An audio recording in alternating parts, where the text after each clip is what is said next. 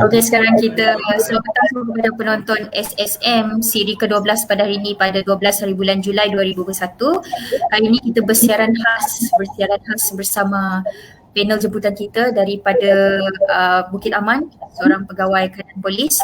Dan hari ini juga special untuk SSM siri ke-12 kerana hari ini live stream kita pada hari ini ditaja khas oleh Bank Muamalat. Oleh itu saya serahkan sepenuhnya majlis kepada Encik Muhammad Fauzi. Terima kasih Cik Ros. Bismillahirrahmanirrahim. Assalamualaikum warahmatullahi taala wabarakatuh dan salam sejahtera. Selamat datang kepada para penonton secara atas talian di dalam program SSM Majlis Akrab Kebangsaan siri ke-12 tahun 2021. Apa khabar tuan-tuan dan puan sekalian? Saya doakan semoga tuan-tuan dan puan sentiasa dalam keadaan sihat walafiat dan dihindari daripada sebarang penyakit, ya, terutama sekali di musim Covid ni. Saya juga mengharapkan tuan-tuan dan puan setia bersama saya dalam tempoh 1 jam, bermula jam 2.30 hingga 3.30 petang. Dan sekiranya tuan-tuan dan puan mempunyai apa-apa soalan yang nak ditanya, boleh dimasukkan di dalam ruangan komen. InsyaAllah pihak Urusia akan cuba memastikan segala soalan-soalan yang ditanya dapat dijawab oleh pihak penceramah dengan baik dan lancar. Sebenarnya program SSM ini merupakan program yang dianjurkan bersama oleh Majlis Akrab Kebangsaan dengan sokongan padu daripada Bank Muamalat, PDRM, IKTBN Bacok dan juga Akrab KBS. Jadi penaja utama untuk program ini sudah tentu Bank Muamalat, dan pada kali ini kita sangat bertuah kerana banyak hadiah menarik akan ditawarkan oleh pihak Bank Muamalat kepada mereka yang memenangi ataupun bernasib baik, ya. Jadi sebagai ingatan kepada para penonton, sila imbas kod QR untuk pendaftaran dan peluang memenangi hadiah utama bernilai RM200 dan sagu hati RM50 untuk 6 pemenang. Tuan-tuan dan puan yang saya hormati sekalian, saya ingin memetik kata-kata yang amat berhormat Perdana Menteri di dalam utusan Malaysia bertarikh 28 Jun 2021 yang menyatakan bahawa ancaman cyber kini semakin berkembang, canggih dan perlu ditangani secara bersama. Perdana Menteri juga menegaskan bahawa keselamatan cyber perlu menjadi keutamaan kepada semua negara. Dan lebih-lebih lagi ia berkaitan dengan keselamatan dan ekonomi. Walaupun jumlah kerugian menunjukkan penurunan, tetapi bilangan kes telah menampakkan peningkatan yang begitu ketara. Jadi ini menjadi bukti kukuh jenayah cyber ini perlu diberi perhatian yang serius oleh pihak kerajaan dan semua pihak yang bertanggungjawab di negara kita. Justru Majlis Akrab Kebangsaan telah mengambil inisiatif untuk menganjurkan program SSM yang berkaitan dengan penipuan jenayah cyber pada kali ini, dan Bank Muamalat telah menjadi rakan kongsi yang paling akrab dengan kita bila telah menaja penceramah dan juga hadiah-hadiah utama serta hadiah sagu hati kepada mereka yang berjaya pada kali ini. Dan Bank Muamalat telah menampilkan seorang pegawai polis yang berkaliber. Individu dan pegawai yang saya maksudkan ialah DSP Nur Asrul bin Arif. Sedikit latar belakang beliau. DSP Nur Asrul bin Arif sekarang ni bertugas sebagai pegawai penyiasat kanan jenayah telekomunikasi Formasinya di bahagian siasatan jenayah cyber dan multimedia, PDRM. Dilahirkan di Kuala Lumpur, tetapi dari segi slang-slang tu nampak macam Kelantan tu. Orang Kelantan ni tapi dilahirkan di Kuala Lumpur ya.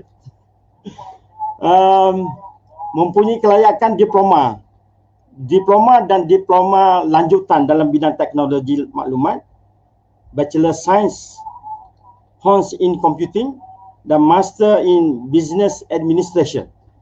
Mempunyai pengalaman yang cukup luas sebagai pegawai penyiasat Jabatan Siasatan Jenayah Komersial IPK Kuala Lumpur, ESP di 10 Jabatan Siasatan Jenayah Bukit Aman, ESP Siasatan Bahagian Siasatan Jenayah Cyber dan Multimedia, dan sekarang ini sebagai pegawai penyiasat kanan jenayah telekomunikasi. Jadi melihat kepada latar belakang dan juga pengalaman yang saya bacakan tadi, sudah tentu DSP Nur Asrul ini mempunyai pengalaman yang sangat luas. Dan pada hari ini juga kita dapat berkongsi banyak maklumat mengenai penipuan jenayah cyber yang sudah tentu dialami sendiri oleh Tuan DSP semasa membuat siasatan dan juga menyelesaikan kes-kes di mahkamah dan sebagainya.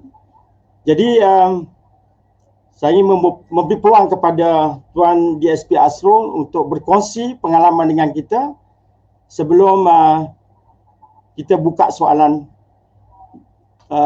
ataupun sebarang pertanyaan daripada penonton untuk dijawab oleh Tuan DSP Asrul. Jadi dengan tidak melengahkan masa lagi, saya mempersilakan Tuan DSP Asrul untuk berkongsi pengalaman dengan kita semua. Silakan. Okay. Assalamualaikum warahmatullahi taala wabarakatuh. Tuan pengurusi majlis, tuan-tuan dan puan-puan daripada majlis akrab kebangsaan, daripada Bank Muamalat dan tuan-tuan yang hadir pada sesi streaming ni.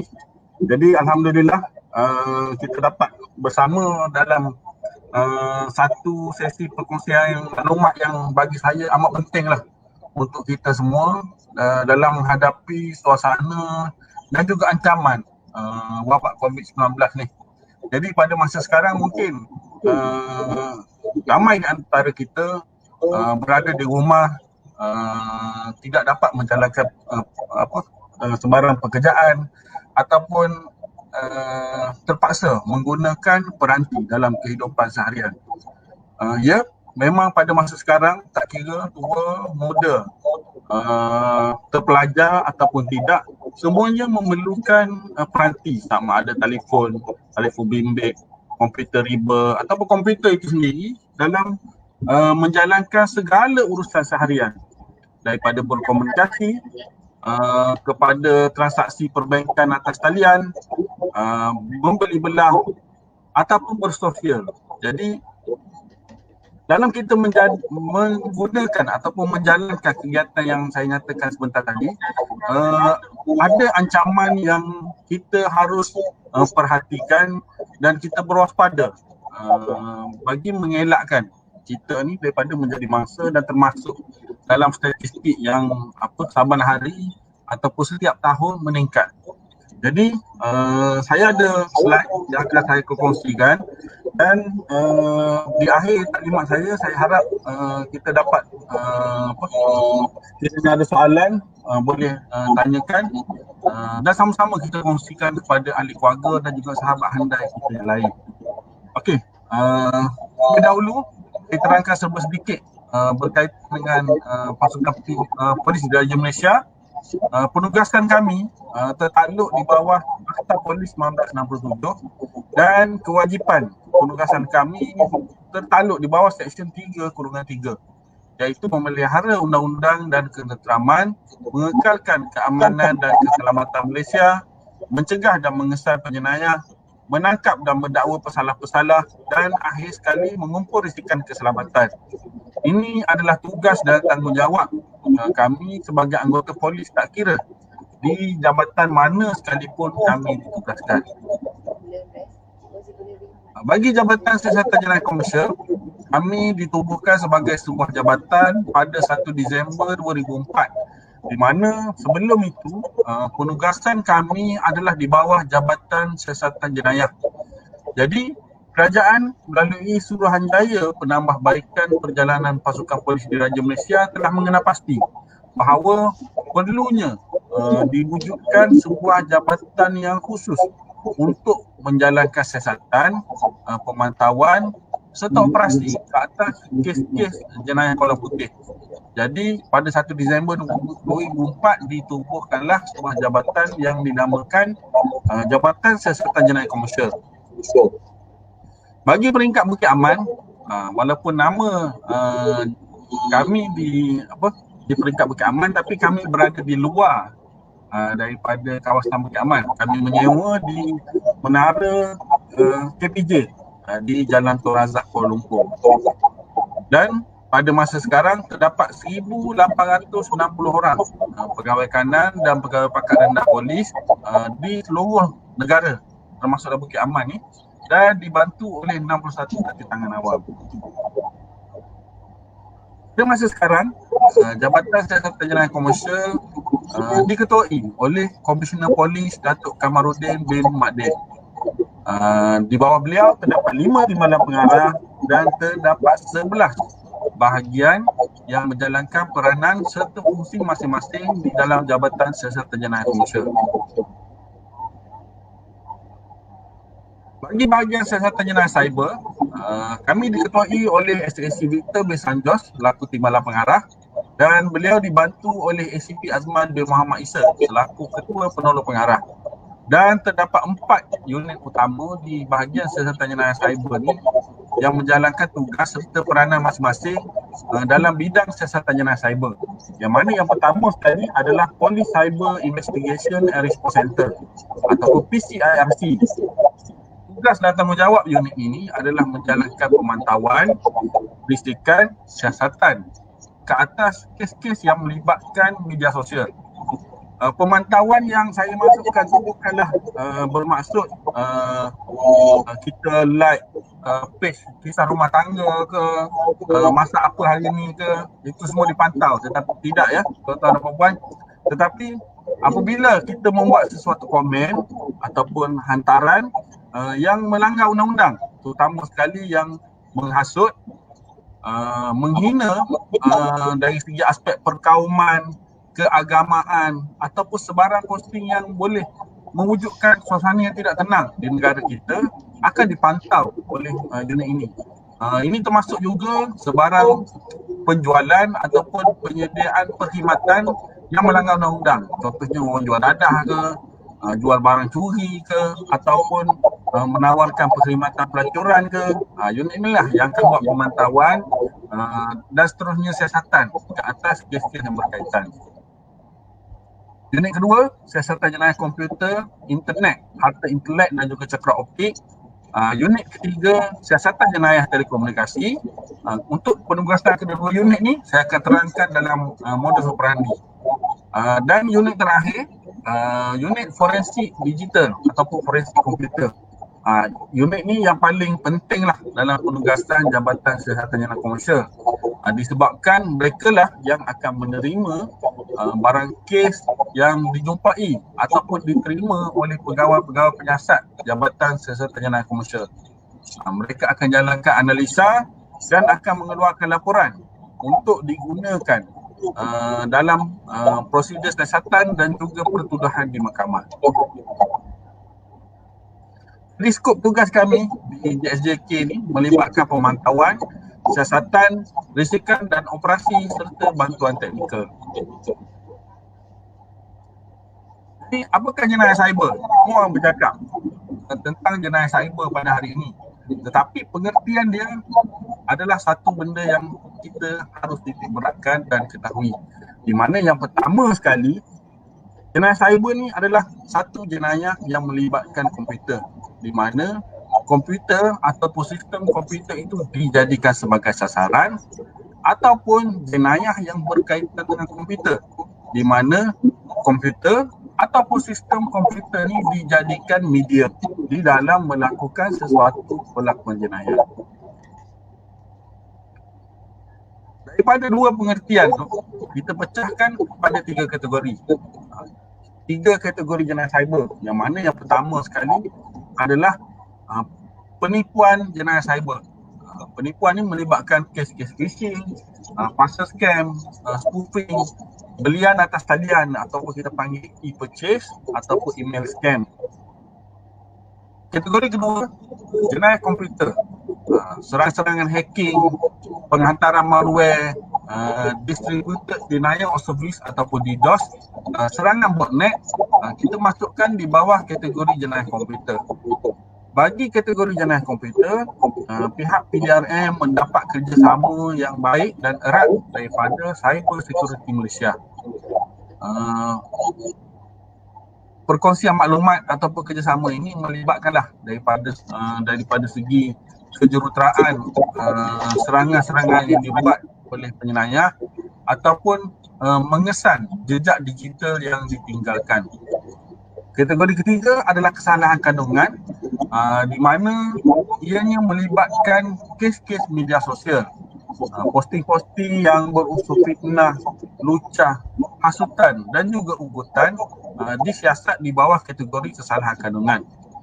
Bagi kategori ini, kita mendapat kerjasama yang amat baik daripada Suruhanjaya Komunikasi dan Multimedia Malaysia. Jadi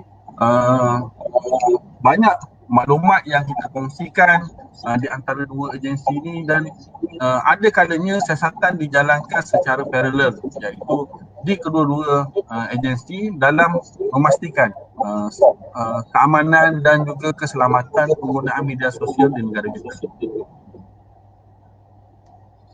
Dari segi sudut perundangan, pihak PDRM diperuntukkan banyak dengan akta serta peruntukan undang-undang khusus bagi memastikan keselamatan dan juga ketenteraman dalam penggunaan media sosial dan keselamatan alam cyber di negara kita.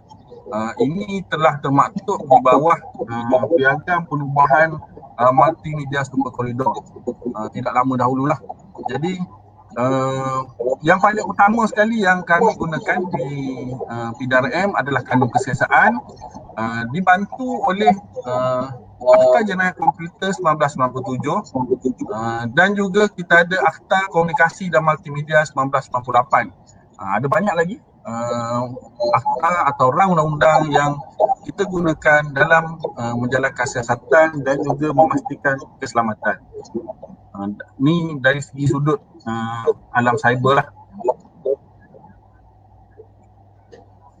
Jadi dalam kanun kesiasaan, bagi kami di Jabatan Siasatan Jenayah Komersial, bagi kes-kes penipuan cyber, kami menggunakan Seksyen 420 Kanun Kesiasaan, iaitu kesalahan menipu dengan secara curang untuk mendorong atau memperdayakan penyerahan harta atau wang milik mangsa kepada penyelanyah ni.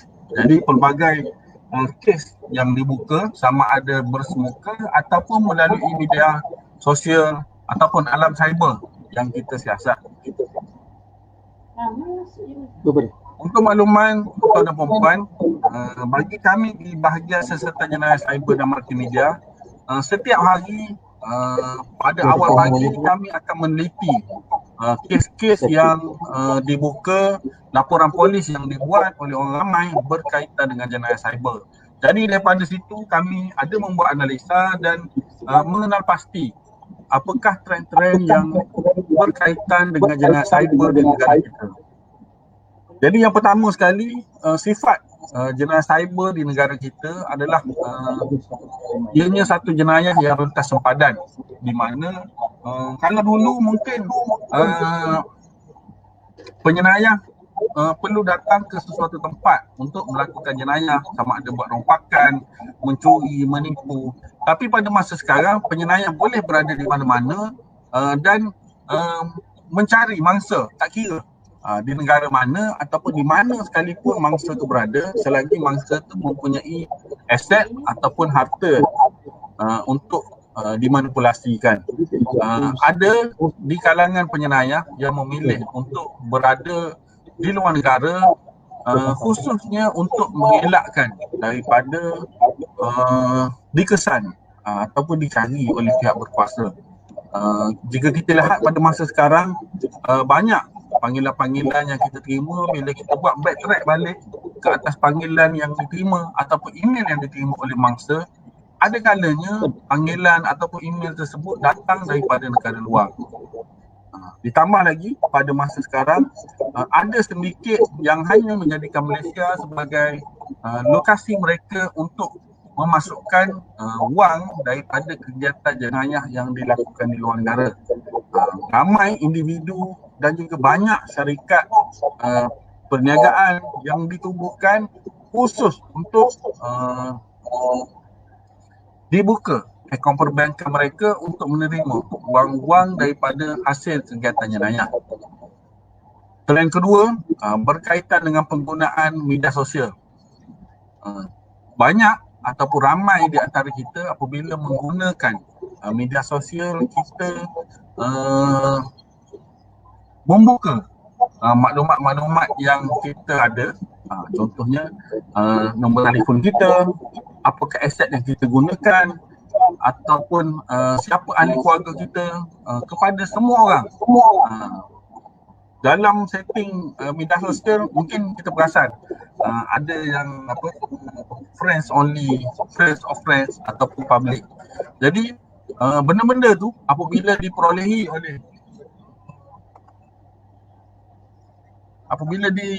oleh penjenayah, ianya menjadi satu koleksi database yang amat berharga. Dan penjenayah boleh gunakan sama ada untuk memecah masuk ke dalam sistem perbankan internet milik kita ataupun menggunakan identiti kita untuk memperdaya orang lain yang ada di sekeliling kita. Jadi sentiasalah berhati-hati dalam menggunakan kemudahan media sosial ni. Trend ketiga, ada di antara mangsa yang bila mengalami kerugian, ditipu, diperdaya, bila kita buat rakaman percakapan, kita dapati adanya sikap ataupun sifat cuai dan tidak berwaspada dalam penggunaan internet dan juga peranti. Ini ditambah lagi, pada masa sekarang saya percaya ramai di antara kita yang mempunyai peranti-peranti yang berharga mahal, berkualiti tinggi, tetapi di dalam peranti tersebut adakah kita letakkan kemudahan ataupun aplikasi antivirus ataupun keselamatan internet? Tepuk dada tanya selera. Jadi kalau kita mampu laburkan untuk peranti yang berharga mahal sebegitu, saya percaya kita perlulah ada aplikasi yang khusus untuk keselamatan internet dan juga perlindungan daripada virus ataupun malware. Tu kena sentiasalah letak. Ditambah lagi, kalau peranti yang kita gunakan tu, kita gunakan pula untuk proses perbankan internet ataupun pelaburan, sama ada pelaburan forex ke, pelaburan cryptocurrency ke. Jadi benda-benda tu mempunyai risiko yang tinggi. Dari segi sudut penjenayah pula, itu adalah satu perkara yang tidak terkecuali juga. Pada masa sekarang, peranti yang digunakan ataupun aplikasi yang digunakan oleh penjenayah ada kalanya bersifat anti forensik. Ini merupakan satu cabaran yang besarlah kepada pihak berkuasa. Jadi apabila kita buat serbuan, ada kalanya maklumat-maklumat yang ada di dalam peranti yang penjenayah gunakan ni, dengan cepatnya mereka berjaya hilangkan ataupun hapuskan. Dan pada masa sekarang juga kebanyakan aplikasi yang boleh digunakan untuk tujuan penipuan sebenarnya mudah diperolehi, sama ada di pasaran tempatan ataupun luar negara. Sebab ada kalanya aplikasi yang penjenayah gunakan ini adalah aplikasi yang bertujuan untuk kebaikan. Contoh dia aplikasi VoIP, Voice over Internet Protocol. Jadi sepatutnya untuk memudahkan panggilan, tetapi dimanipulasikan oleh penjenayah untuk membuat penipuan panggilan serta mengelakkan ianya dikesan oleh pihak berkuasa. Jadi dari segi sudut teknikal, punca jenayah cyber ni yang pertama sekali adalah berkaitan dengan password. Password ataupun kata laluan, saya percaya semua yang menggunakan proses perbaikan internet ataupun yang terlibat dalam mana-mana sistem maklumat, kita menggunakan password yang seboleh-bolehnya mudah untuk kita ingat. Tetapi adakah ianya sesuatu yang mudah diteka oleh penjenayah?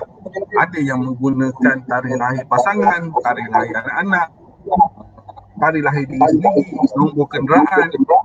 Jadi benda-benda tu memudahkan penjenayah untuk meneka dan menjalankan pelakuan jenayah mereka. Belum lagi saya perkatakan tentang sesuatu kata laluan tu, kadang-kadang kita gunakan bertahun-tahun lamanya. Mungkin daripada tarikh kita mula menggunakan proses perbaikan internet sampailah sekarang kita masih lagi menggunakan kata laluan yang sama. Kita kena ubah tu. Kalau boleh dalam sebulan sekali, cubalah kita tukar kata laluan kita tu. Bagi sistem maklumat, terutama sekali di tempat kerja, elakkan daripada berkongsi kata nama dan kata laluan. Memang saya percaya kadang-kadang kita nak permudahkan sesuatu urusan, tetapi percayalah sekiranya berlaku sesuatu insiden, kebocoran maklumat, kecurian maklumat, pemilik kata nama dan kata laluan itulah yang akan bertanggungjawab. Bagi pengguna proses perbankan internet yang orang kata ada banyak akaun, mungkin bank A ada, bank B ada, bank C ada, elakkanlah daripada mengguna satu kata laluan yang sama untuk semua. Ubah perkara tersebut. Antivirus ataupun aplikasi keselamatan saya sudah sebut tadi. Jadi selain daripada sudut teknikal, sebenarnya sifat manusia ni pun menyumbang kepada sifat manusia ni menyumbang kepada pelakuan ataupun jenayah cyber ni berlaku. Yang pertama sekali sifat tamak. Mungkin bila kita melihat sesuatu iklan yang orang kata too good to be true, kita dengan mudahnya tertarik ataupun dengan mudahnya membayar cengkeram ataupun bayar terus sepenuhnya untuk mendapatkan hadiah ataupun wang produk berkenaan yang dipaparkan. Jadi cuba tanam seboleh mungkin sifat sabar bila kita lihat sesuatu iklan janganlah dengan cepatnya kita mudah percaya. Mudah percaya ni pun salah satu orang kata sifat yang tak baguslah dalam menggunakan media sosial ni. Janganlah kita dengan mudahnya percaya kepada sebarang artikel ataupun posting-posting yang dibuat berkaitan dengan perkara yang kita tak pasti sahih ataupun tidak. Ditambah lagi pada masa sekarang, pada waktu ancaman COVID-19 ni, janganlah kita dengan mudah-mudahnya percaya kepada sesuatu berita yang datang daripada tempat yang kita tak pasti betul atau tidak. Dan kalau kita tak percaya, janganlah kita menjadi orang yang menyebar pula perkara-perkara yang berkaitan. Kurang peka, ni pun salah satu sifat kita kat Malaysia ni terutama sekali, sebarang ancaman ataupun taktik pendayaan yang dilakukan oleh penjenayah, ada kalanya kita macam pernah dengar tetapi kita tidak memperhalusi ataupun mempelajari apakah taktik ataupun teknik yang mungkin boleh berlaku kepada diri kita. Jadi cubalah layari laman-laman web ataupun page kalau di Facebook yang memaparkan apakah ancaman-ancaman yang ada ke atas pengguna-pengguna internet pada masa sekarang. Mudah takut ni pun berkait rapatlah dengan kita rakyat Malaysia. apabila kita menerima panggilan-panggilan yang menyamar sebagai pihak polis ataupun mana-mana pihak berkuasa ataupun daripada institusi kewangan, bila panggilan itu memberitahu kita terlibat dalam siasatan pihak berkuasa ataupun siasatan institusi kewangan, dengan mudahnya kita berasa takut. Jadi kena elakkanlah.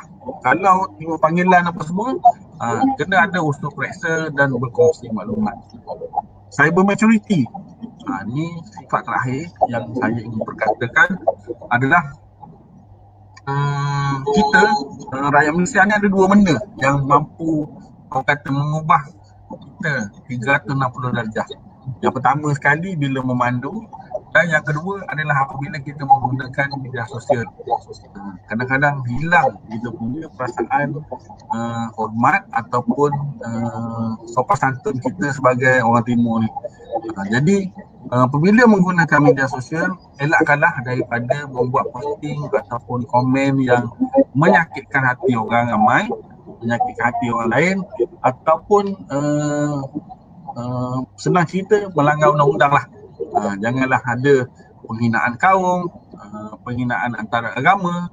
Sebab benda-benda tu saya sebut tadi, kita ada unit yang membuat pemantauan, dan sekiranya berlaku sesuatu insiden, kita akan menjalankan siasatan dan seterusnya akan dibawa ke muka pengadilan. Di Malaysia ada banyak modus operandi yang berkaitan dengan jenayah cyber. Cuma untuk hari ini saya akan kongsikan 6 modus operandi yang paling banyak berlaku dan paling banyak menelan kerugian di Malaysia ni. Yang mana yang pertama sekali, jenayah telekomunikasi, 419 scam, pinjaman tak wujud, e-belian, e-kewangan, serta pelaburan. Kita pergi satu persatu. Jenayah telekomunikasi, kalau nama glamour dia, Macau scam, kita ada tipu panggilan, spoofing, impersonation fraud. Jenayah telekomunikasi ni adalah satu modus operandi yang melibatkan penggunaan peralatan perhubungan dan juga telekomunikasi. Jadi dalam kes-kes jenayah telekomunikasi ni, mangsa yang diperdayakan akan memindahkan wang kepada pihak ketiga yang kita panggil kedai akaun, ataupun ada pada masa sekarang ni, mangsa ni akan bagi akses kepada penjenayah untuk akaun perbankan internet dia. Daripada mana nama Macau scam ni datang? Untuk makluman tuan-tuan dan puan-puan, seawal tahun 2000 sebenarnya kegiatan jenayah tipu panggilan ni telah wujud. Tetapi pada masa tersebut, penjenayah ni menyasarkan rakyat Malaysia yang berketurunan Cina. Jadi dalam perdayaan yang dibuat pada masa tersebut adalah mangsa ni memenangi hadiah loteri ataupun perjudian di negara Macau. Jadi untuk mendapatkan hadiah daripada loteri tersebut ataupun perjudian tersebut, mangsa diminta untuk membuat pembayaran. Jadi daripada situlah nama Macau scam ni datang. Dan daripada masa ke semasa, penjenayah ni orang kata makin advance lah. Dia pun menyedari bahawa taktik menang hadiah loteri ataupun perjudian di Macau ni dah tak relevan lagi. Jadi dia berubah kepada beberapa modus operandi ataupun taktik penipuan yang lain. Dan kalau kita lihat di Malaysia juga, sebenarnya ramai rakyat Malaysia yang mempunyai pengetahuan, mempunyai kemampuan ditipu dengan nilai yang banyak oleh penjenayah-penjenayah ni. Dari segi modus operandi, penjenayah akan menggunakan pelbagai jenis penipuan asalkan mangsa ni berasa takut dan mengikut apa juga arahan yang diberikan oleh penjenayah. Jadi penjenayah akan menghubungi mangsa menggunakan aplikasi VoIP, Voice over Internet Protocol, dan akan membuat penyamaran, sama ada penyamaran pihak berkuasa, dia menyamar jadi polis, SPRM, custom, LSDN, ataupun menyamar sebagai institusi kewangan. Dia menyamar sebagai bank, dia telefon bagi tahu mangsa ni terlibat dalam pinjaman bank, ataupun kad kredit digunakan di mana-mana lokasi, ataupun akaun bank digunakan untuk tujuan jenayah. Ada juga penjenayah yang menghubungi mangsa memaklumkan mangsa memenangi sebarang cabutan bertuah, hadiah peraduan ataupun percutian. Dan dua modus operandi yang berkait rapat dengan social engineering, iaitu tipu colek, minta wang tebusan serta penyamaran ahli keluarga, sahabat handai dan juga VIP. Pada masa sekarang, untuk penyamaran ni, ramai di antara kita apabila kita berkongsi maklumat, mungkin ada gambar tentang diri kita diletakkan secara terbuka di mana-mana. Jadi penjenayah mengambil kesempatan untuk menggunakan gambar milik kita dan menghubungi ahli keluarga kita, sahabat handai kita untuk membuat pinjaman wang. Kononnya mungkin kereta rosak ke, rumah baru kena rompak ke, ataupun tersangkut di airport ke. Jadi sampai begitu sekali ancaman ni yang berlaku pada masa sekarang. Jadi dalam kes-kes tipu panggilan ni, kalau sebelum tahun 2018, penjenayah mempunyai kebolehan untuk mengubah paparan caller ID di telefon mangsa, di mana semasa penjenayah ni menghubungi mangsa atau membuat panggilan, caller ID yang keluar pada telefon mangsa adalah dia boleh ubah jadi macam nombor bukit aman, nombor PK ataupun nombor institusi perbankan tu. Jadi bermula tahun 2018, pihak polis melalui SMM dan juga semua syarikat telekomunikasi telah membuat sekatan. Jadi nombor-nombor yang keluar pada telefon mangsa pada masa sekarang adalah nombor telefon handphone ataupun nombor telefon daripada luar negara. Jadi itu salah satu benda yang kita perlu lihat sebenarnya. Kalau kita tengok daripada kita terima panggilan daripada nombor yang kita tak kenali ataupun nampak belik, sebaiknya jangan angkatlah. Jadi dalam kes tipu panggilan ni, objektif penjenayah adalah mewujudkan ketakutan oleh mangsa. Jadi apabila mangsa ni merasa takut, mangsa ni akan menyerahkan ke semua maklumat kewangan tentang diri dia. Jadi apabila penjenayah ni mendapat maklumat tersebut, penjenayah akan arahkan mangsa ni untuk memindahkan wang ataupun memberikan akses kepada akaun bank milik mangsa. Dan wang milik mangsa ni akan dikeluarkan dengan pelbagai teknik lah. Sama ada melalui proses perbankan internet, ditransfer ke akaun lain, ataupun kedai akaun akan mengeluarkan wang melalui kaunter bank dan juga mesin ATM. Pada masa sekarang juga, kalau kita lihat penjenayah maju selangkah lagi. Jadi kalau dulu penjenayah perlu bercakap menggunakan telefon untuk dia dapatkan maklumat kewangan tentang mangsa ni, tapi pada masa sekarang penjenayah hanya menghantar link, sama ada mangsa muat turun aplikasi ataupun mangsa akan dibawa ke satu laman web, di mana kedua-dua ni adalah bertujuan untuk mendapatkan maklumat kewangan yang dimiliki oleh mangsa.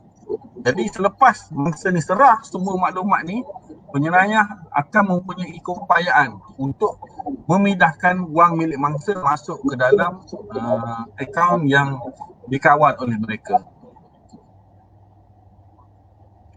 Ini saya tunjukkan satu dokumen yang pernah kita rampas di sebuah pusat panggilan di Bangkok, Thailand, di mana apabila mangsa dihubungi oleh penjenayah, semasa perbualan telefon berlaku, mangsa telah mendedahkan semua maklumat tentang akaun bank, aset yang dia ada, serta kad kredit yang dia gunakan. Jadi dalam perbualan tersebut, kesemua maklumat mangsa, maklumat kewangan mangsa diserahkan kepada penjenayah.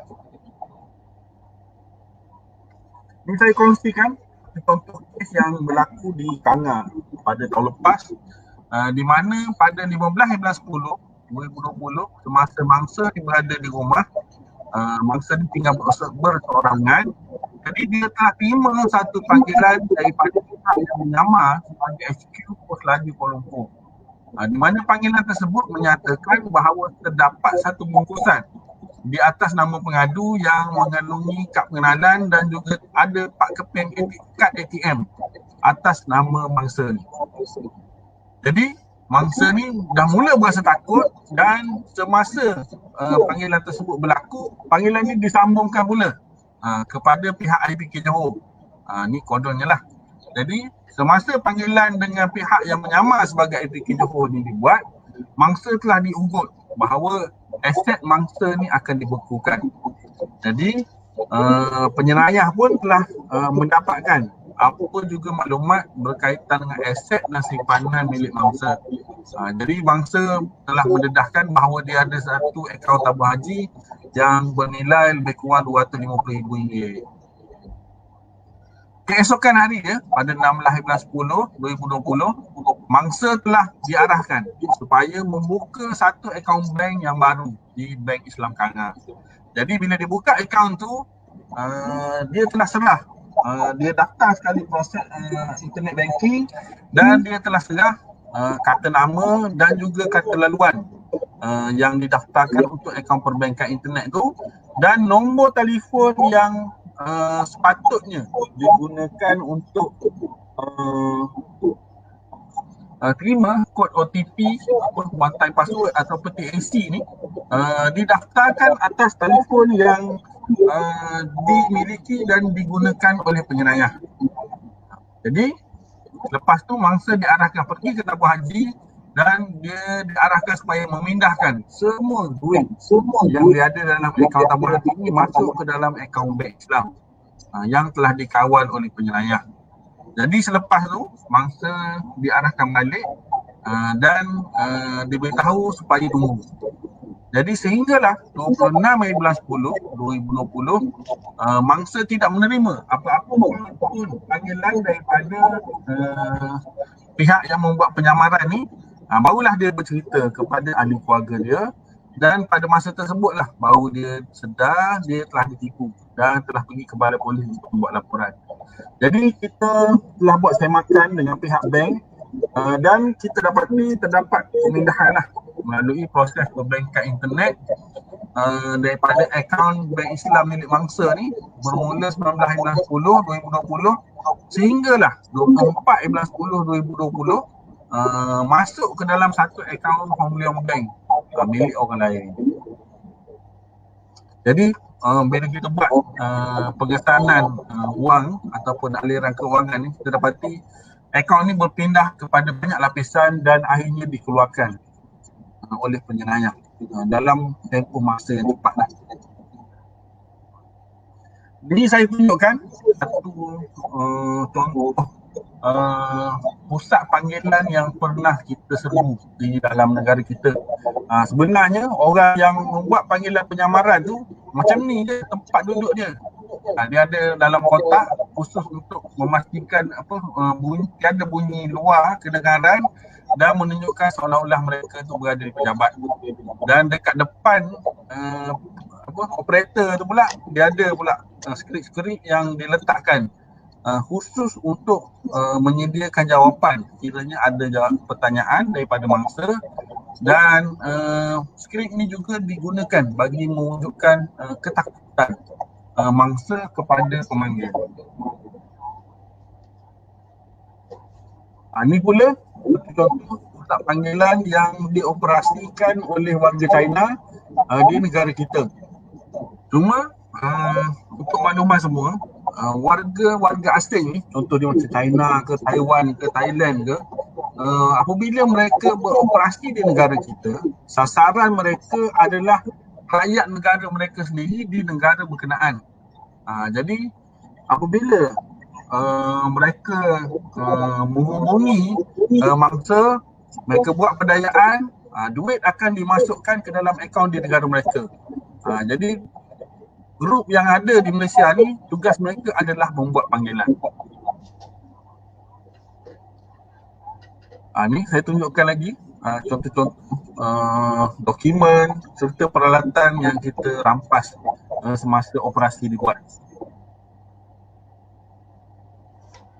Jadi antara benda yang perlu diingat berkaitan dengan kes tipu panggilan ni adalah sebenarnya tidak ada sebarang urusan rasmi kerajaan dibuat melalui proses panggilan telefon.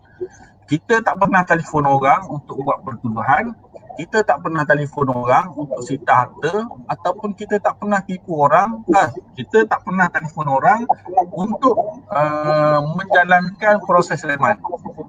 Jadi segala urusan yang berkaitan dengan siasatan ni akan dilakukan secara bersemuka. Jadi elakkanlah, ya tuan-tuan dan puan, kalau terima panggilan, jangan takut, dapatkan maklumat selanjutnya apa yang dia nak katakan. Di antara faktor mengapa mangsa terpedaya dalam kes-kes tipu panggilan ni, yang pertama sekali, ada kalanya dalam panggilan tersebut identiti mangsa ni disebut dengan tepat.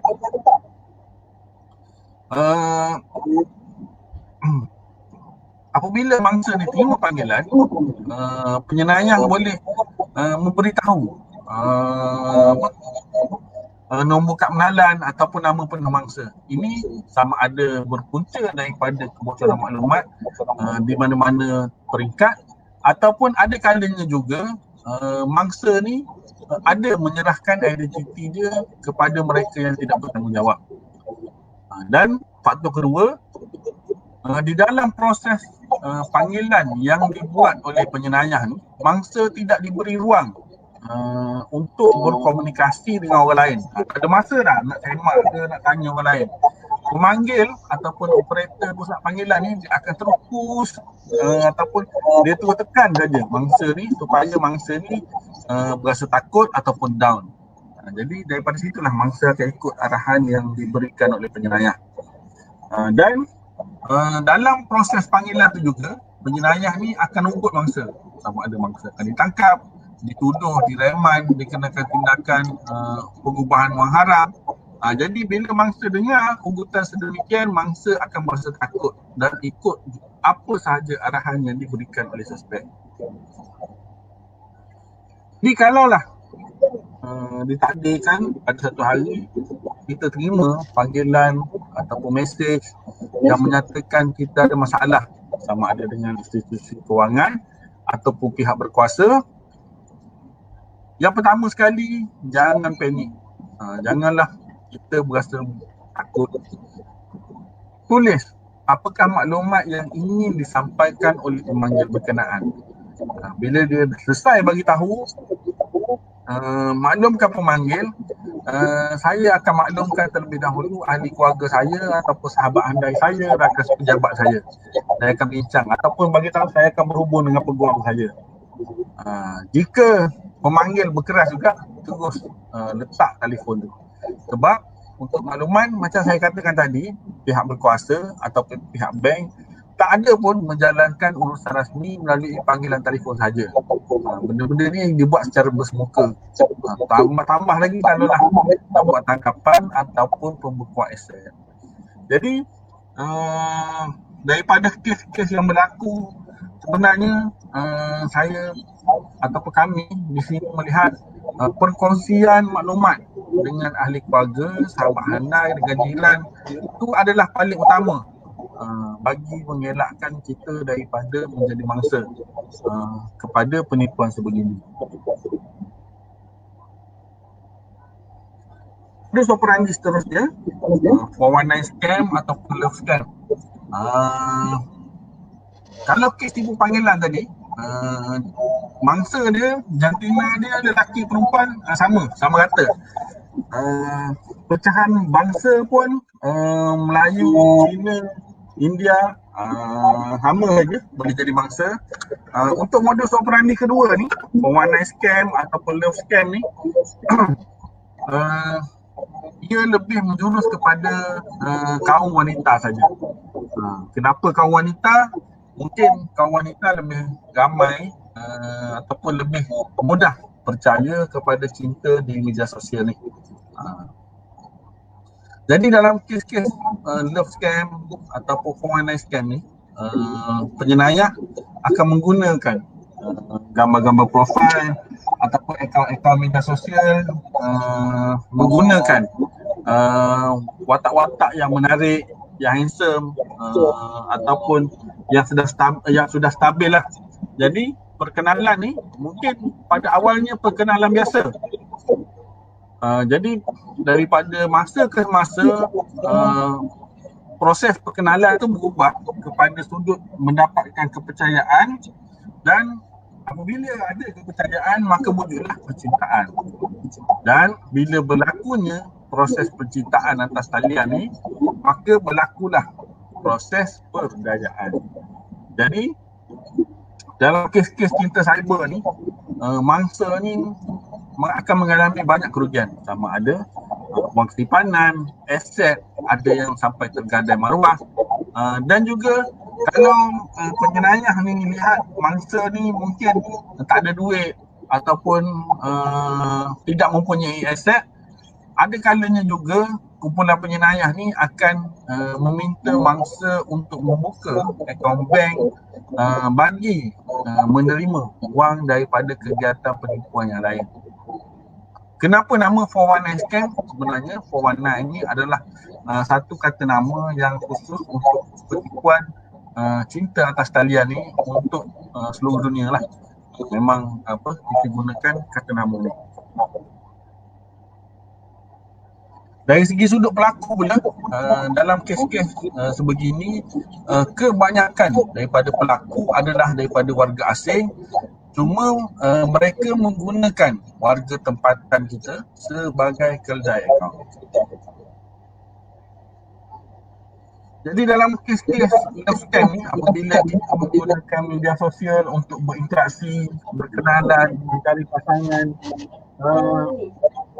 pastikanlah kita sembang sama ada pasangan tu wujud ataupun tidak sebenarnya. Sebab kadang-kadang akaun-akaun yang terlibat dalam kes begini, mereka ni terlampau romantik dan ayat-ayat cinta dia memang tersusun, memang mencairkan lah ya tuan-tuan dan puan-puan.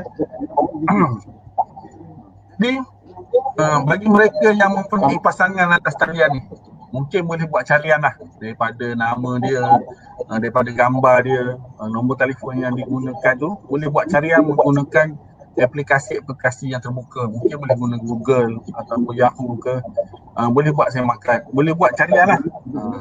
Dan kalau kita lihat ada ramai rakan-rakan di media sosial yang berkawan dengan dia, cuba kita tanya secara rawak kepada rakan-rakan tersebut sama ada individu ini benar-benar wujud ataupun tidak. Ditambah lagi kalaulah akaun ni kata mungkin dia ada dekat Britain ke, mungkin dia ada dekat Jerman ke, cuba kita tanya dengan orang tersebut soalan berkaitan persekitaran. Mungkin kita boleh tanya macam mana keadaan dekat Munich sekarang, mungkin bersalji, mungkin panas ataupun hujan. Jadi kita buat semakan balik dengan kajian cuaca yang ada di di dalam internet. Sebab ada kalanya penyenayah yang guna modus operandi sebegini memang dia tidak bersedia dengan soalan-soalan yang diajukan secara rawak. Worst come to worst, kalaulah kita dapati rakan atas talian kita ni mungkin ada di kawasan berdekatan, cubalah untuk berjumpa di kawasan yang selamat. Cuma sekarang pada waktu pandemik COVID-19 ni, pastikanlah ada penjarakan sosial. Ni saya letakkan satu contoh, ni paling antara yang popular lah dalam internet, di media sosial. Penama Dick Lee ni, dia bila dia buat semakan dalam Facebook, terdapat lebih kurang 130 akaun palsu di Facebook yang menggunakan gambar dia untuk memperdayakan wanita di seluruh dunia. Jadi sentiasa semaklah. Mungkin kalau ada gambar kita mungkin digunakan oleh penjenayah untuk menipu orang lain, kena buat semakan. Ini satu contoh yang mana yang berlaku di negara kita bila kita terima maklumat daripada pihak agensi polis negara luar, kita telah mengesan seorang individu yang beroperasi di Malaysia menyamar sebagai pelbagai watak lah dalam media sosial untuk menipu wanita-wanita di seluruh dunia. Dan bersama-sama tangkapan ini juga kita berjaya tahan seorang wanita tempatan yang menyerahkan akses akaun dia kepada penjenayah, dan dia pun turut sama juga menghubungi mangsa dan menyamar sebagai pekerja syarikat kurier. Ini salah satu contoh komunikasi yang digunakan oleh penjenayah untuk memperdayakan mangsa. Jadi cara pertuturan ataupun teks yang dibuat oleh penjenayah ni memang meyakinkan, dan kalau bagi seseorang yang orang kata sedang mencari cinta ke atas talian tu memang mencairkan lah. Tak ada rehat, terus pergi. E-belian atas talian pada masa sekarang juga saya percaya ramai di antara kita yang terpaksa membeli barangan melalui proses ataupun melalui talian. Jadi kalau dulu mungkin pembeli saja yang ditipu. Kalau dulu ada orang nak beli iPhone dapat satu batu ke, nak beli TV tengok tak sampai. Jadi pada masa sekarang juga orang yang menjual secara atas talian juga tidak terkecuali daripada menjadi mangsa kepada kegiatan penipuan atas talian ni. Jadi tuan-tuan dan puan perlu membuat proses pembelian paling selamat sekali menggunakan konsep cash on delivery, barang sampai baru bayar. Dan janganlah terburu-buru dalam membuat sebarang proses pembayaran. Semak dahulu maklumat penjual dan juga pembeli. Kalau boleh kita dapatkanlah nombor telefon dia, user ID dia, nombor akaun yang kita hendak bayar tu, buat semakan dulu. Ada terlibat dalam siasatan pihak berkuasa ataupun tidak. Jika ditakdirkan memang kita dah orang kata dah tekad dah memang nak beli juga barang tu, pastikanlah tuan-tuan dan puan menyimpan salinan iklan barangan yang kita hendak beli itu. Disebabkan kalaulah kita menjadi mangsa kepada penipuan, iklan tersebutlah yang akan membantu pihak berkuasa untuk mengesan siapakah yang memuat naik iklan berkenaan. Dan bagi mereka yang menggunakan akaun portal jualan belian yang boleh menyimpan nilai kredit dalam akaun di portal berkenaan, pastikanlah kata kunci selamat digunakan dalam proses ataupun pada akaun portal berkenaan. Kalau boleh janganlah hanya sekadar kata kunci selamat saja ataupun password saja. Gunakanlah konsep layering yang lebih baik. Mungkin tuan-tuan dan puan boleh daftarkan nombor telefon sebagai modus operandi, sebagai lapisan ketiga keselamatan akaun berkenaan. Jadi sukarlah sedikit untuk penjenayah memecah masuk ataupun melaksanakan sebarang kecurian di akaun berkenaan. Dan kalau kita ni penjual pula, elakkanlah daripada meletakkan maklumat perbankan kita secara terbuka di mana-mana media sosial ataupun akaun portal jualan dan belian ni. Dibimbangi akan dimanipulasikan oleh penjenayah untuk menerima wang daripada hasil kegiatan jenayah yang lain. Jadi sentiasalah berwaspada jika sesuatu barangan ataupun perkhidmatan yang ditawarkan secara atas talian tu nampak murah, menarik, rare, ataupun kalau kampung saya dekat Kelantan cakap tunggu tu. Kena berwaspadalah. Ditambah lagi kalau lah penjual tu nak sesuatu pembayaran tu dibuat dengan cepat ataupun dia minta dulu deposit ataupun cengkerang, tu kenalah berwaspada ya tuan-tuan dan puan.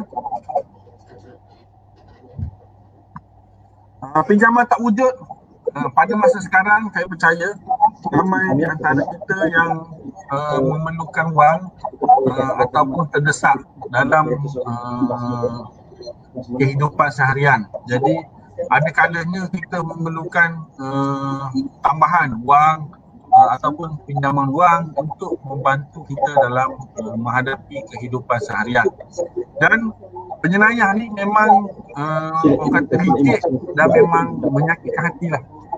Sebabkan penyenayah ni akan menggunakan aplikasi media sosial, sama ada WhatsApp ke, WeChat ke, Line ke, Facebook ke.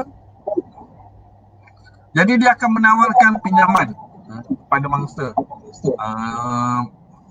Jadi pinjaman-pinjaman ni mungkin bersifat orang kata khusus untuk orang yang disenarai hitamkan, kadar pinjaman rendah, cepat masa processing dia.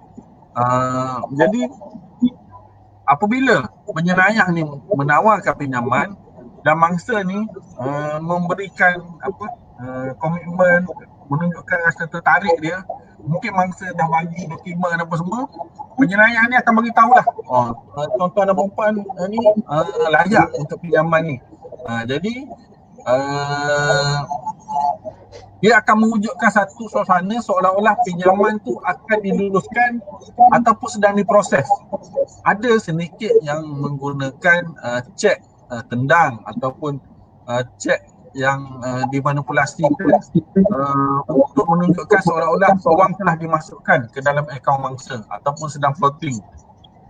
Jadi untuk melengkapkan proses pinjaman tu, penyenayah akan minta mangsa ni membayar wang proses, iuran penjamin, bayaran pendahuluan, duty stamp ataupun insurans. Jadi selalunya bila mangsa ni dah buat bayaran dan penyenayah telah berpuas hati, jadi penyenayah ni akan menghilangkan diri. Jadi pada masa tersebut mangsa ni memang tak dapatlah pinjaman yang ditawarkan tu. Dan dalam kes-kes pinjaman tak wujud ni, penyenayah ni akan menyamar sama ada sebagai pihak institusi kewangan yang berlesen, dan ada juga penyenayah yang membuat penyamaran sebagai pihak daripada koperasi-koperasi yang ditubuhkan khusus untuk menyediakan pinjaman ni. Jadi berhati-hatilah kalau nak buat pinjaman juga, disebabkan ni program bank muamalat, cubalah tuan-tuan dan puan buat pinjaman dengan bank muamalat. Ni iklan free-nya.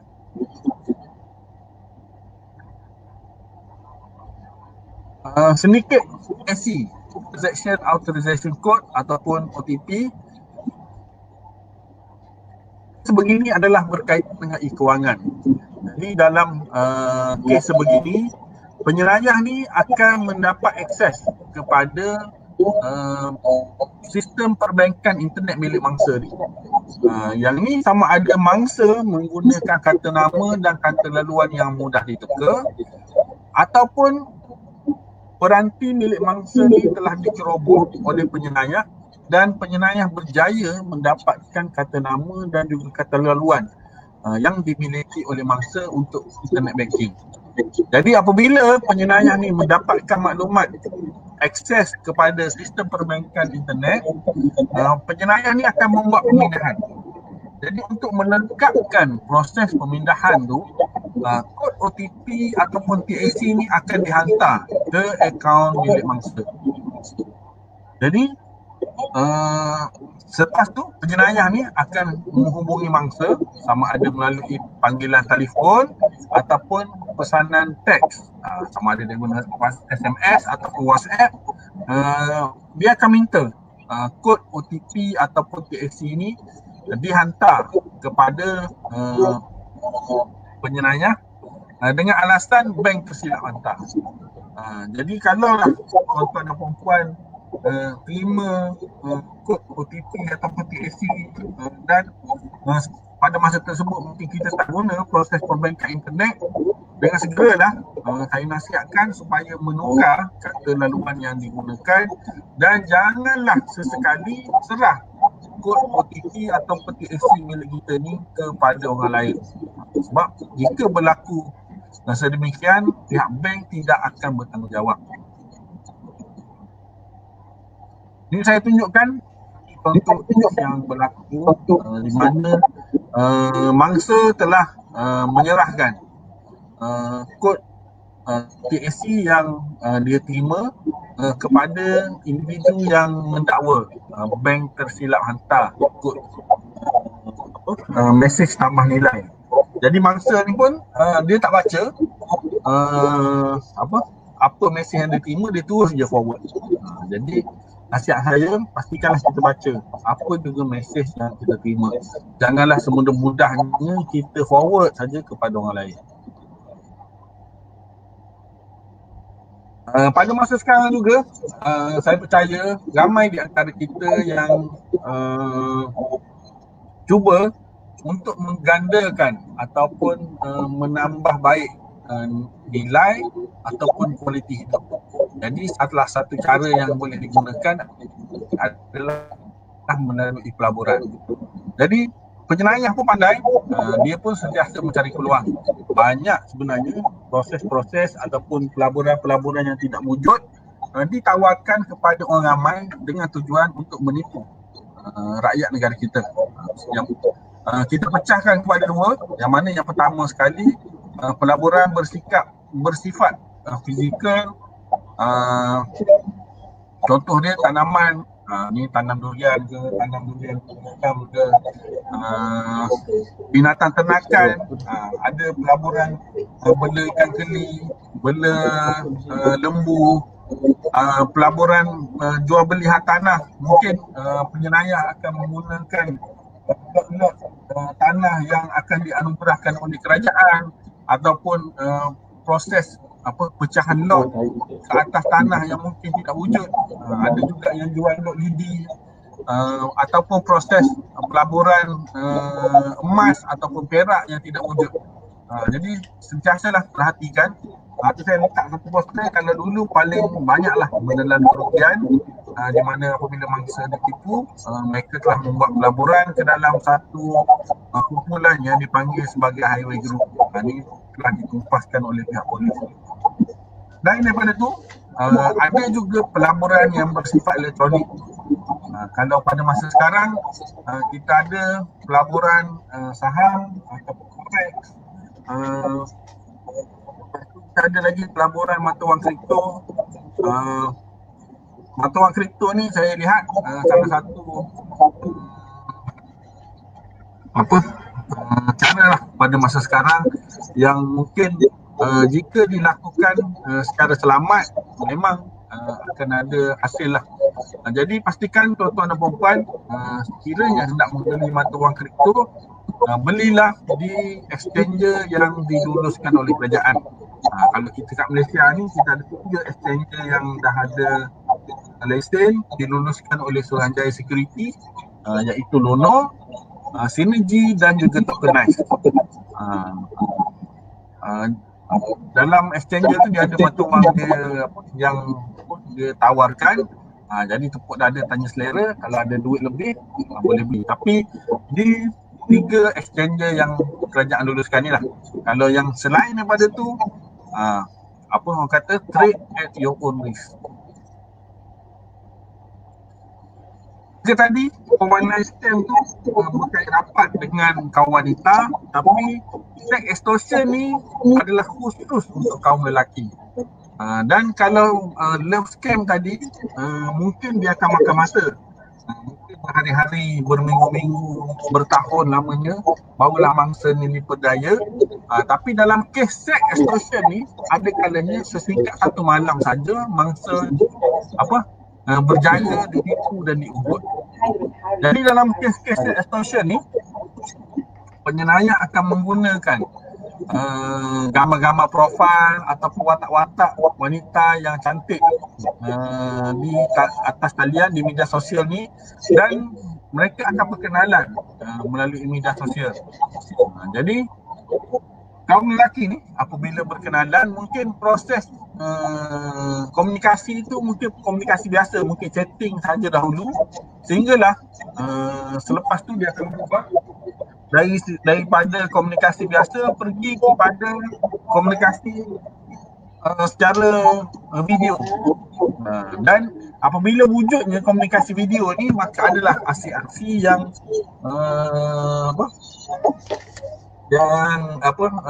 tidak seronok ataupun menjelekkan. Jadi segala aksi ni sebenarnya telah dirakam.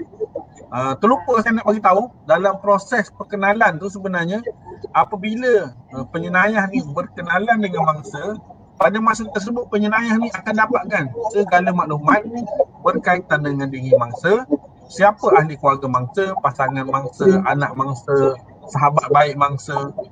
Jadi selepas penyenayah ni berjaya mendapat video ataupun gambar mangsa ni dalam keadaan tidak senonoh, penyenayah ni akan membuat ugutan. Jadi dia bagi tahu kalaulah tak nak aksi terlampau ni didedahkan, sila buat bayaran. Jadi mangsa yang berada dalam keadaan ketakutan, tambah lagi kalau jenis yang takut bini ke, jadi mangsa ni akan buat bayaran. Dan kebanyakan daripada penyenayah yang menggunakan modus operandi sebegini adalah daripada luar negara. Kalaulah tuan-tuan dan puan ada kesempatan, mungkin boleh google satu kes yang saya paling ingat lah, di mana ianya berlaku di Britain. Seorang pelajar sekolah menengah telah diperdayakan dalam modus operandi sebegini, dan pengakhiran dia pelajar tersebut telah membunuh diri dia sendiri akibat tertekan ataupun depres dengan apa yang berlaku.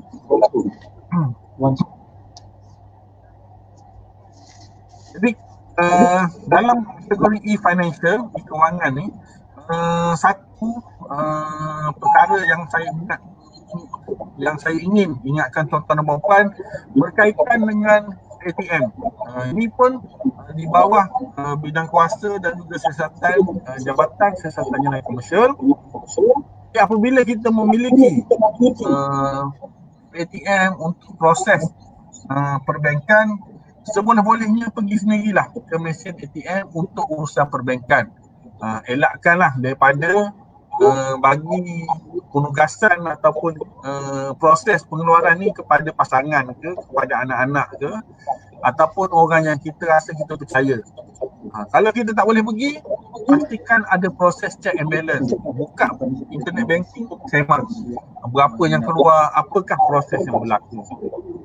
Banyak kes yang berlaku dan disiasat oleh pihak kami yang melibatkan mangsa yang terlantar sakit, ada penjagaan orang lain, individu yang dipertanggungjawabkan untuk menjaga kebajikan orang berkenaan mengeluarkan wang daripada akaun yang dimiliki oleh mangsa. Jadi kalaulah kita ada ahli keluarga yang sakit, ada penjagaan orang lain, ahli keluarga yang berkaitan ataupun waris ni kena ambil tahulah perihal kewangan, semak proses perbankan internet. Ramai yang menerima wang daripada tuntutan KWSP, pencen ilat ataupun pencen selepas perkhidmatan sekalipun, bila beberapa lama selepas duit habis tu baru mereka sedar.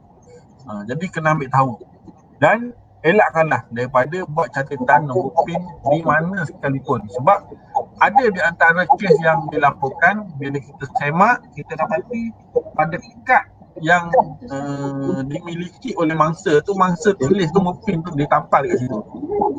Jadi kalau boleh cubalah hafal, dan jangan gunakan kombinasi nombor yang berkaitan dengan diri kita. Janganlah guna tarikh lahir kita, jangan gunakan nombor kenderaan, jangan gunakan tarikh lahir pasangan ataupun anak-anak kita. Kena kreatif lah. Paling-paling malas pun gabungkanlah nombor-nombor tu, jadikan satu kombinasi yang hanya kita saja yang tahu dan ingat. Ini saya tunjukkan statistik berkaitan dengan jenayah cyber, kalau kita lihat daripada tahun demi tahun, kes sentiasa meningkat. Dan kesinambungan daripada jenayah-jenayah yang saya sebutkan sebentar tadi adalah kesemua modus operandi berkenaan menggunakan kedai akaun untuk menerima wang daripada hasil kegiatan jenayah. Kedai akaun ni kalau dulu mungkin individu saja, tapi pada masa sekarang ada juga organisasi ataupun perniagaan yang digunakan oleh penyelaya untuk menerima wang daripada kegiatan jenayah tu. Dan memang penyelaya-penyelaya cyber ni dia memang suka guna kedai akaun sebab dia nak lindungi diri mereka daripada dikesan oleh penyelaya.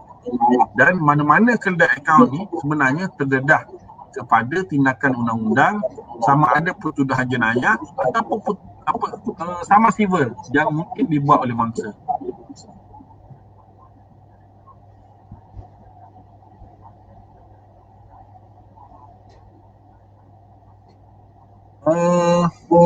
Ditakdirkan juga kalaulah kita ni menjadi mangsa kepada kegiatan jenayah cyber ataupun penipuan, sebenarnya terdapat beberapa proses yang membolehkan wang kita diperolehi kembali melalui pelbagai tiga tindakan lah yang saya boleh cadangkan, di mana yang pertama sekali apabila kita dah sedar kita jadi mangsa, kita pergi ke balai buat laporan polis, pegawai penyiasat akan bekerjasama dengan pihak bank untuk membuat semakan sama ada wang masih lagi ada ataupun tidak dalam akaun yang digunakan oleh penjenayah ni. Sekiranya wang berkenaan masih ada, pegawai penyiasat berkenaan akan membuat satu laporan polis yang lain supaya kertas kesihatan di bawah Akta Pengubahan Wang Haram akan dibuka bagi membekukan akaun berkenaan dan rampasan akan dibuat kepada wang di dalam akaun tersebut.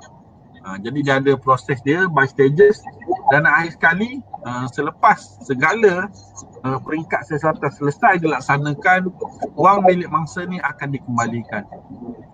Selain daripada tu, sekiranya kita ditipu dan wang milik kita ni dipindahkan ke akaun bank luar negara, mangsa boleh membawa laporan polis pergi kepada bank dan buat permohonan recall fund. Dan akhir sekali, sekiranya mangsa ni masih lagi ada kemampuan, mangsa juga sebenarnya boleh mengambil tindakan saman di bawah Undang-Undang Sivil Malaysia ke atas kedai akaun yang digunakan oleh penjenayah. Jadi dalam siasatan ataupun penugasan yang dijalankan oleh pihak polis, kita juga ada kekangan yang kita hadapi. Yang mana yang pertama sekali berkaitan dengan mangsa. Dalam kes-kes penipuan yang berlaku, kadang-kadang kita tak dapat mengenal pasti log panggilan yang diterima oleh mangsa. Sebab ada kalanya penjenayah ni dia akan arahkan mangsa supaya menghapuskan sebarang bukti ataupun proses panggilan yang diterima. Begitu juga slip-slip pembayaran, ada juga penjenayah yang mengarahkan mangsa ni supaya delete ataupun fizikal, dia akan suruh mangsa tu bakar benda-benda tu. Dan ada juga mangsa ni selepas dia ditipu tu, dia ambil masa yang lama untuk menyedari bahawa dia telah ditipu. Jadi makan masa lah, ada selang masa yang lama menyukatkan kita untuk mendapatkan kerjasama daripada penyedia-penyedia perkhidmatan. Tapi kita juga menjalankan kerjasama lah dengan syarikat telekomunikasi ataupun penyedia-penyedia perkhidmatan ataupun bank ni untuk kita dapatkan sebarang keterangan. Dari segi syarikat telekomunikasi pula, di antara kekangan yang kita hadapi adalah isu berkaitan pendaftaran pemilik talian VoIP ataupun telefon bimbit terutama sekali talian prabayar. Sebab ada kalanya juga syarikat telekomunikasi tidak menyimpan log-log panggilan yang melibatkan talian prabayar ni, dan mereka juga ada tempoh masa yang mungkin tak berapa lama, mungkin ada yang 1 bulan, mungkin yang ada 2 bulan ataupun lebih lah mengikut syarikat telekomunikasi. Begitu juga dengan IP address yang mungkin digunakan oleh penyelaya. Kita menghadapi sedikit kesukaran lah dalam proses mengesan IP address yang digunakan oleh penyelaya tu. Untuk akaun bank ataupun yang melibatkan institusi kewangan, ada kalanya penyelaya menggunakan akaun bank secara berulang untuk memindahkan wang milik mangsa ni. Ditambah lagi proses pemindahan wang yang pantas sama ada menggunakan proses perbankan internet, mesin ATM yang melibatkan antara bank. Jadi itu salah satu cabaran yang kita hadapi. Dia memang nak kena cepat lah kalau kita nak kesan balik ke milik mangsa ni. Dan jika dulu mungkin daripada mangsa masuk ke dalam satu akaun kedai je, tapi pada masa sekarang penyelaya pun dah orang kata dah sophisticated. Dia pindahkan kepada pelbagai akaun yang digunakan dan akan menggunakan pelbagai lapisan akaun bagi memastikan wang berjaya dikeluarkan dengan selamat. Dari segi sudut penyelaya, seperti yang saya katakan tadi, peranti yang digunakan mungkin bersifat anti forensik, dan pada masa sekarang juga sedikit ni dia dah pecah dah mengikut peranan masing-masing. Ada grup yang membuat proses panggilan, ada grup yang menguruskan pemindahan duit, ada grup yang hanya menerima kod OTP ataupun PAC, dan ada grup yang mengusahakan ataupun menyediakan perkhidmatan logistik untuk sedikit-sedikit penipuan. Jadi dalam masa tuan-tuan dan puan-puan menggunakan media sosial, pastikanlah kalau ada orang add friend ke, buatlah semakan terlebih dahulu. Mungkin kalau kita tengok ada mutual friend, kita cuba tanya mutual friend tu, ni contoh saya letakkan satu akaun di mana pemilik akaun Facebook ni dia add friend, dan bila kita lihat ada 2 mutual friend. Jadi kena tanyalah mutual friend ni kenal ataupun tidak. Sebab kalau kita tak tanya, kita terus accept sebagai kawan. Tengok macam saya letakkan gambar ni, dia terus offer nak jadi sugar mommy. Jadi kena berhati-hatilah. Dan dalam masa menggunakan media sosial ni, pastikanlah tuan-tuan dan puan tidak memuat naik maklumat-maklumat yang orang kata kategori penting, ataupun maklumat tu mungkin mendedahkan sepenuhnya tentang diri kita. Jadi kaburkanlah maklumat-maklumat yang penting. Kalau macam nombor kenderaan apa semua tu, kalau boleh janganlah muat naik. Kaburkan bahagian kenderaan kalau rasa dah nak muat naik, jangan. Jadi kalau tuan-tuan dan puan mempunyai kelapangan masa terluang, boleh layari laman web ccid.rmp.gov.my. Ini adalah laman web berkaitan dengan Jabatan Serta Jenayah Komersial, dan di dalam laman web ni mempunyai satu kemudahan yang dipanggil sebagai semak mute, di mana setiap hari pegawai penyiasat Jabatan Serta Jenayah Komersial, apabila mereka membuka kertas siasatan, mereka akan memasukkan nombor akaun serta nombor telefon yang digunakan oleh penyelaya. Jadi sekiranya tuan-tuan dan puan menerima panggilan telefon ataupun ingin membuat bayaran ke atas mana-mana akaun, tuan-tuan boleh buat semakan kat sini. Kalaulah nombor telefon, nombor akaun terlibat dalam siasatan pihak polis, terutama sekali di Jabatan Siasatan Jenayah Komersial, sistem ni akan bagi tahu. Jadi saya rasa cukup untuk maklumat sebagai perlindungan kepada diri kita daripada terpedaya lah. Bagi pengguna Facebook, tuan-tuan dan puan boleh like page Jabatan Siasatan Jenayah Komersial JSJK PDRM, dan kita ada page Cybercrime Alert Royal Malaysia Police. yang dioperasikan oleh warga bahagian siasatan jenayah cyber dan multimedia. Kalau kita ada trend terkini, ancaman terkini berkaitan dengan jenayah cyber, kita akan war-warkan di sini. Untuk berinteraksi dengan orang ramai, kami juga menyediakan kemudahan CCID Infoline di talian 013-211-222 di mana orang ramai boleh hantar mesej WhatsApp kepada talian ini untuk memaklumkan ataupun bertanyakan status siasatan yang dibuat.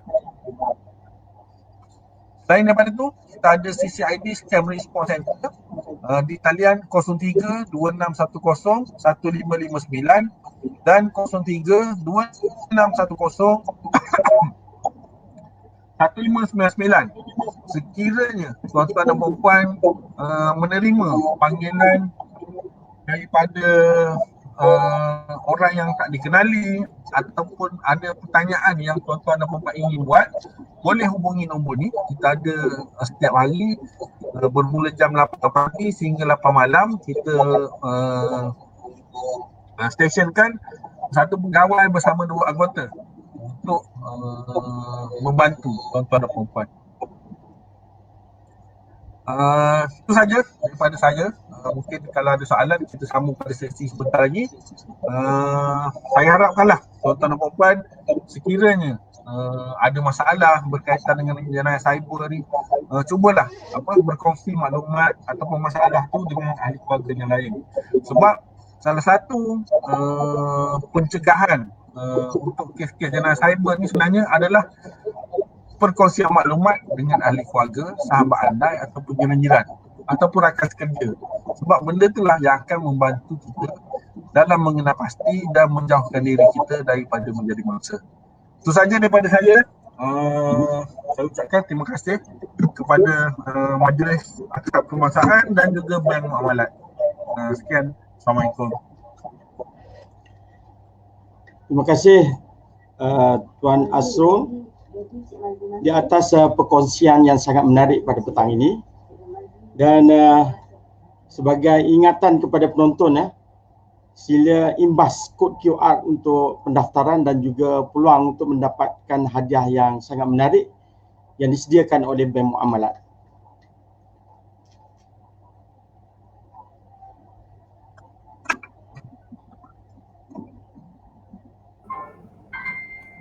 Alhamdulillah, insyaAllah banyak informasi-informasi dan tip-tip yang kita peroleh daripada Tuan DSP Nur Asrul sepanjang sesi webinar ini. Semoga segala apa benda yang diperkatakan itu menjadi sumber inspirasi untuk kita semua. Dari side Bank Muamalat, kami mengucapkan ribuan terima kasih kepada College Vocational dan juga Tuan DSP Asrul kerana memberi ruang dan peluang kami lah untuk session webinar ini. Terima kasih.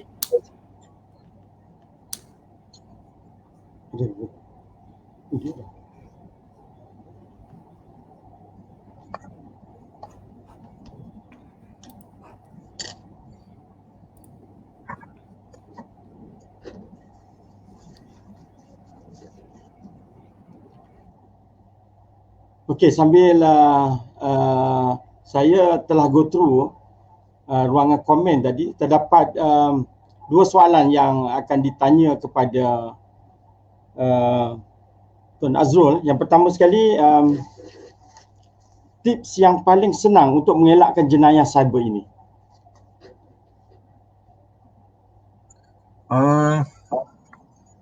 Jangan percaya kepada apa yang diperkatakan, ditawarkan melalui media sosial ataupun melalui panggilan telefon. Benda-benda tu ditambah lagi kita janganlah menyerahkan maklumat peribadi kita, maklumat kewangan kita kepada orang yang kita tidak kenal. Sebab daripada perkongsian maklumat, kepercayaan kita pada perkara-perkara begitulah yang akan mendedahkan kita kepada ancaman jenayah cyber ni. Okey, soalan yang kedua daripada Encik Aris, sejauh manakah tahap kesedaran rakyat Malaysia terhadap keselamatan cyber? Okey. Berdasarkan analisa yang kita buat daripada laporan-laporan polis yang kita terima ataupun perkongsian di media sosial yang kita analisa, memang kita dapati adanya kesedaran di kalangan rakyat negara kita ke atas ancaman jenayah cyber ni. Dan kita pernah tanya kepada mereka yang membuat laporan polis, adakah mereka tahu berkaitan ancaman-ancaman penipuan, keselamatan cyber ni. Mereka tahu, cuma ada kalanya di antara mangsa ni yang terpedaya juga dengan helah-helah yang dibuat oleh penjenayah. Contoh dia, mungkin ada mangsa terima link daripada penjenayah hantar email maklum kena bayar cukai. Ada juga penjenayah yang hantar mesej kepada mangsa kononnya bank mempunyai masalah dengan akaun milik mangsa ni, jadi kena klik link tu. Jadi benda-benda tu kita kena perhalusi lah dan kena titik beratkan. Contoh macam saya cakap tadi, penggunaan aplikasi keselamatan internet dan juga peralatan dalam telefon, dalam komputer. Kalau boleh kena belilah benda-benda sebegitu. Kalau lah iPhone yang berharga ribuan ringgit tu kita boleh beli, tapi perisian keselamatan berharga puluh ringgit tu kena beli jugalah. Jangan handphone saja mahal, tapi isi dalam tak ada. Betul. Okey, kita beri laluan kepada Bank Muamalat untuk promo ataupun iklan. Daripada side Bank Muamalat Head Office, kami mengucapkan ribuan terima kasihlah kepada DSP Asrul dan juga College Vocational Pacok.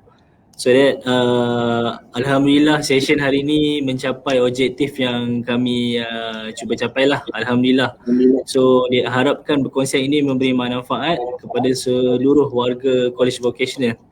InsyaAllah untuk sesi-sesi akan datang nanti kita akan teruskanlah kerjasama ini, insyaAllah. Okey, pembetulan tadi ya. IKTBM Bacok, Institut Kemahiran Tinggi Belia Negara Bacok ya. Ya. Okey. Jadi tuan-tuan dan puan yang saya hormati sekalian, daripada perbincangan dan juga sesi perkongsian tadi yang diberi oleh Tuan Azrul, saya dapat merumuskan perbincangan ini kepada beberapa perkara. Yang pertama sekali, kita tidak boleh mengharapkan undang-undang cyber sepenuhnya untuk melindungi kita dari ancaman jenayah komputer. Jadi dalam dunia tanpa sepadan ini, serangan mungkin dilakukan beribu-ribu batu jauhnya atau kilometer jauhnya ataupun dari orang yang di sebelah kita. Dan amat malang sekali kita suka mengenali siapa mereka dan dari mana mereka menyerang kita. Justru kita mesti melengkapkan diri kita dengan kemahiran komputer, mesti knowledgeable dalam penggunaan komputer, dan pengguna media sosial sentiasa berhati-hati dan jangan terlalu percaya dengan keselamatan teknologi sehingga berkongsi semua perkara kepada umum. Terima kasih saya ucapkan kepada PDRM, khususnya kepada DSP Nur Asrul bin Arif selaku Pegawai Penyiasat Kanan Jenayah Telekomunikasi PDRM. Begitu juga penghargaan saya kepada Bank Muamalat yang menjadi penaja utama pada petang ini, yang diketuai oleh Encik Mazlan bin Makzin, pengurus pakej Ibu Pejabat Bank Muamalat, dan Encik Azri bin Ramli serta Encik Nur Mazli bin Awam, pengurus sale manager Pantai Timur.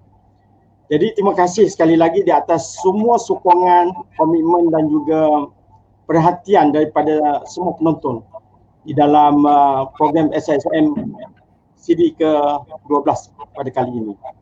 Jadi saya serahkan kembali sesi ini kepada Feroz.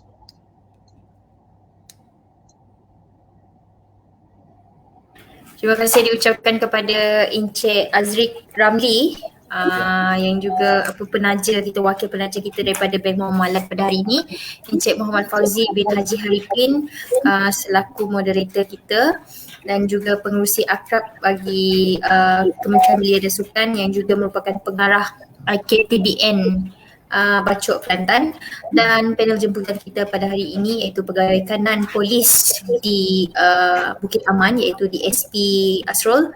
Terima kasih Tuan Asrul dengan perkongsian yang telah diberikan pada hari ini kepada penonton yang menonton kita pada hari ini, yang kita terima banyak share hari ini untuk SSM siri ke-12 yang very special. So hari ini kita menerima tersaan daripada Bank Muamalat. Saya difahamkan peserta diminta untuk buat scan dekat poster yang terpapar ada QR code kat situ yang bagi penonton pada hari ini untuk mendapat hadiah yang istimewa daripada Bank Muamalat ya. Saya itu difahamkan ya. So Encik Azriq mohon sampaikan kepada pihak pengurusan Bank Muamalat daripada Majlis Zakat Kebangsaan jutaan terima kasih dengan kerjasama yang diberikan. So semoga rancangan seperti ini berterusan, sokongan anda semua untuk program seperti ini amat kami hargai. So daripada Tuan Azriq sendiri, apa ucapan maksudnya untuk yang penonton Majlis Zakat Kebangsaan ini yang tidak kira di mana mereka berada, daripada Bank Muamalat apa yang dikongsikan, produk-produk yang dikongsikan. Okay. Assalamualaikum warahmatullahi wabarakatuh kepada semua. Alhamdulillah, macam saya maklumkan sebentar tadi, session ini sangat bermanfaat actually, yang mana cybercrime at this moment memang banyak berlaku di mana-mana di Malaysia especially-nya. So session yang kita ambil ini actually seterusnya dapat memberi manfaat kepada keseluruhannya. Hopefully kita dapat sama-sama cater isu cybercrime ini supaya tidak berleluasa insyaAllah. So kami daripada pihak Bank Muamalat mengucapkan ribuan terima kasih kepada semua dan kami amat berharap sekiranya ada kolaborasi lagi di antara pihak Bank Muamalat dan juga badan-badan yang terlibat. InsyaAllah kita akan cuba bekerjasama insyaAllah. Terima kasih daripada saya. Terima kasih Cik Azriq, terima kasih kepada tuan panel kita yang hebat. Orang cakap segak hari ni pakai baju apa orang cakap? Pakai baju hari ni. Okey, Tuan, berkenaan dengan tajuk hari ni, Tuan boleh bagi nasihat sikit lah penggulungan sebelum kita tutup SSM siri ke-12 pada hari ini. Okey, nasihat kami daripada bahagian Siasatan Jenayah Cyber dan Multimedia, Jabatan Siasatan Jenayah Komersial Bukit Aman ni, dalam kita berhadapan dengan situasi yang mencemaskan dengan pandemik COVID-19 ni, ancaman jenayah cyber sebenarnya adalah satu yang tidak boleh kita pandang mudah juga. Sentiasalah berhati-hati dalam menggunakan peranti kita, sama ada melayari internet ataupun sebarang urusan yang lain lah, terutama urusan perbankan ke. Selain daripada kita, mungkin anak-anak kita, ahli keluarga kita yang juga menggunakan peranti, pastikanlah kita awasi. Jangan biarkan mereka melayari laman-laman web yang tidak berkaitan ataupun tidak berfaedah. Dan bagi yang mempunyai kemampuan, pastikanlah peralatan yang digunakan tu dilengkapi dengan ciri-ciri keselamatan. Dan kalaulah kita terima panggilan daripada mana-mana pihak yang memberitahu kita dalam masalah, terlibat dalam siasatan ke, jangan panik. Berkongsilah maklumat dengan ahli keluarga, sahabat anda, jiran, dan seperti yang saya kongsikan sebentar tadi, kita ada talian yang kita sediakan khusus untuk orang ramai bertanya status ataupun kesahihan panggilan yang diterima. Ingat, jangan dedahkan maklumat kewangan tentang diri kita kepada orang lain. Sebab daripada maklumat itulah perdayaan akan berlaku. Itu saja. Terima kasih. Terima kasih Tuan Asrul. Terima kasih. Ada juga yang bertanya kepada saya sebentar tadi melalui WhatsApp personal kepada saya. Kalau ada yang nak berjemput Tuan Asrul untuk buat bagi talk dekat kementerian ke agensi, boleh ke Cik Asrul? Okey, boleh je. InsyaAllah boleh. Okey, sebarang ingin menjemput Tuan Asrul berkenaan dengan jenayah cyber ataupun tajuk-tajuk yang lain boleh bukan WhatsApp, boleh PM kita melalui Facebook Majlis Zakat Kebangsaan. So dekat bawah crawler ni, dekat crawler yang telah dipaparkan di bawah ini berkenaan dengan services yang telah disediakan oleh Bank Muamalat, iaitu kadar pembiayaan cash muamalat. Kat situ ada nombor-nombor kepada yang berminat, kepada rakan-rakan Majlis Zakat Kebangsaan, tidak kira di mana saja anda berada, boleh hubungi mereka seperti nombor yang tertera di bawah. Terima kasih banyak-banyak kepada Tuan DSP Asrul. Terima kasih juga kepada Encik Azri untuk penajaan ini dan perkongsian yang telah diberikan sebentar tadi. So kepada moderator kita pada hari ini diucapkan ribuan terima kasih juga kerana meluangkan masa. Saya tahu beliau juga busy sebab beliau juga merupakan pengarah FKTBN Bacok Kelantan, sudi menjadi moderator kita pada hari ini. Sampai kita berjumpa lagi untuk SSM siri yang ke-13. Terima kasih semua. Okay. Stay safe.